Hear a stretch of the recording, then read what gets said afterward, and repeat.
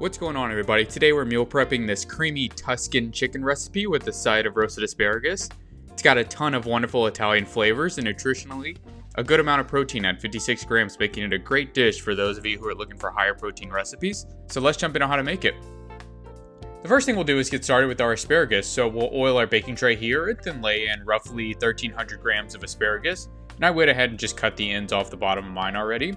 We'll hit this with some oil over the top and then season with 1 teaspoon of salt, 1 teaspoon of black pepper, 1 teaspoon of garlic powder, 1 teaspoon of dried oregano, and then about half a teaspoon of red pepper flakes, which I'm clearly just scattering everywhere. I have no accuracy on this one.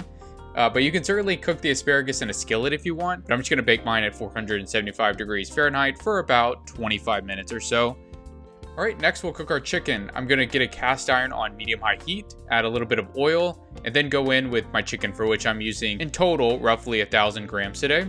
To season, it'll be the same as the asparagus minus the red pepper flakes, but for each chicken breast, I'm going to season with half a teaspoon of salt, half a teaspoon of black pepper, half a teaspoon of garlic powder, and then half a teaspoon of dried oregano.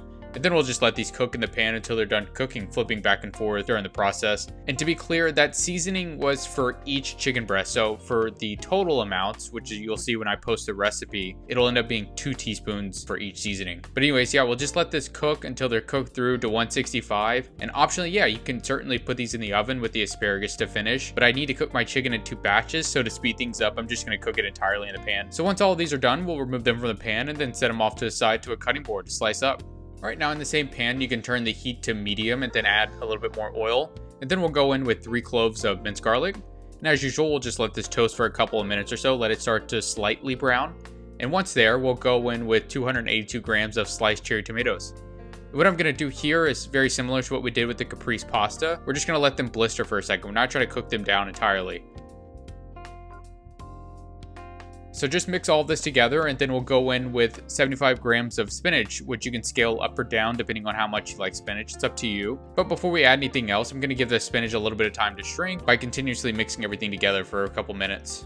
And once there, we'll add a few more things to finish our sauce. We'll go in with 1 Laughing Cow cheese wedge, and I'm just using the light creamy flavor, the one with the baby blue label. And then we'll follow that up with 50 grams of whipped cream cheese. Now, while the pan's hot, go ahead and incorporate these 2 ingredients because they'll certainly be easier when the pan's hot. And then after that, we'll hit this with half a teaspoon of salt. And then we can go in with 100 grams of 1% milk and give this a good old stir. Next, we'll hit this with a pinch of red pepper flakes. And then finally, we'll finish this off with 25 grams of grated Parmesan, which will help thicken the sauce a little bit and also give it some nice saltiness. And feel free to let your sauce simmer if you want it a little thicker, or you can optionally use less milk too. It's up to you. But anyways, with that, we're ready to prep, so let's go. We'll go in with our asparagus first, adding a good layer of that to the bottom of our containers.